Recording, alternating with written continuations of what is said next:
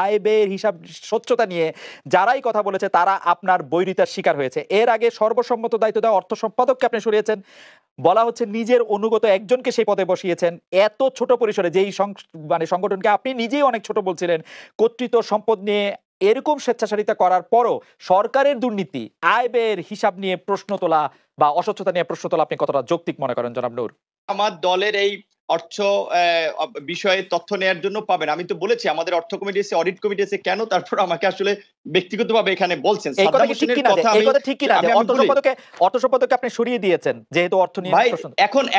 এখন না হলে রেজা কিবরিয়া দলে আপনার নাই, কিন্তু তিনি তো দলে ছিলেন সে সময়, তো তার এখতিয়ার, তিনি আহ্বায়ক, তার স্বাক্ষর ছাড়া আমি কি কোনো কাজ করতে পেরেছি? যা সিদ্ধান্ত হচ্ছে, মিটিং এর সিদ্ধান্ত হচ্ছে, রেজুলেশন আছে, আপনি খাতাগুলো চেক করতে বলেন। অনুমান নির্ভর কথা অন্যের কাছে শুনে আপনি বলবেন না যে আপনি শওকত মাহমুদ মারফত মাসুদ করিমের কাছ থেকে 28 লাখ টাকা গ্রহণ করেছেন, এরকম একটা অভিযোগ আছে। হাইকোর্টের একটি সমাবেশে 5,000 লোক নিয়ে উপস্থিত থাকার কথা ছিল, আপনি সেই সমাবেশ না করে, সমাবেশে না হয় তারা টাকা ফেরত চেয়েছিল, এই অভিযোগ সম্পর্কে কি বলবেন?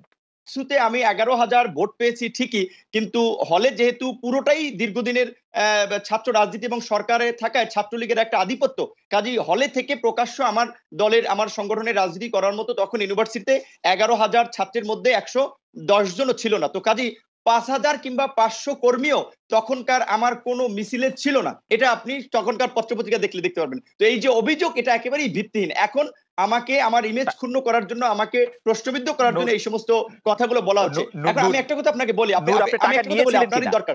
নূর আপনি টাকা নিয়েছিলেন কিনা শওকত মাহমুদের কাছ থেকে? No no no no no, কোনো টাকা নেই। আমি বলি শওকত মাহমুদ একজন প্রেস ক্লাবের একাধিকবারের, আপনারই এই পেশার সাংবাদিকদের নেতা ছিলেন। প্রেস ক্লাবে বিভিন্ন প্রোগ্রামে গিয়েছি, সেমিনারে গেছি, তার সাথে দেখা হয়েছে, সাক্ষাৎ হয়েছে।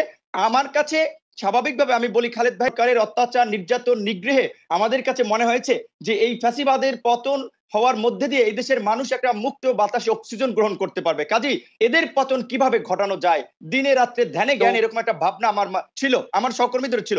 তখন অনেকে বলেছে যে এরকম একটা আন্দোলন হচ্ছে, এই আওয়ামী লীগ বিএনপি থাকবে না, একটা বিকল্প সরকার গঠিত হবে, এই সরকারের পতন হবে, তো তোমাদের সেখানে অবস্থান কি হবে? স্বাভাবিকভাবে সরকার বিরোধী কোনো তৎপরতার কথা যদি বলা হয়, সেখানে আমাদের প্রাথমিকভাবে নৈতিক মোরাল গ্রাউন্ড থেকে, দলীয় পজিশন থেকে অবস্থান থাকবে। তারপরে যখন আমি একটু শুনি, আমার শেষ করতে দেন।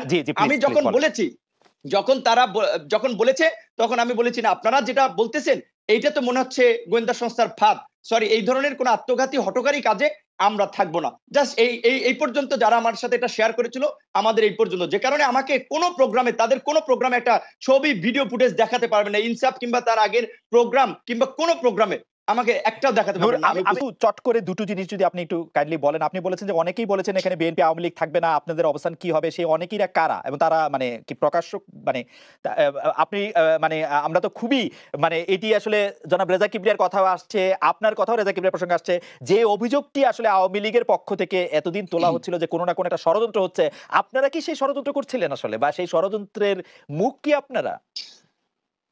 খালেদ ভাই,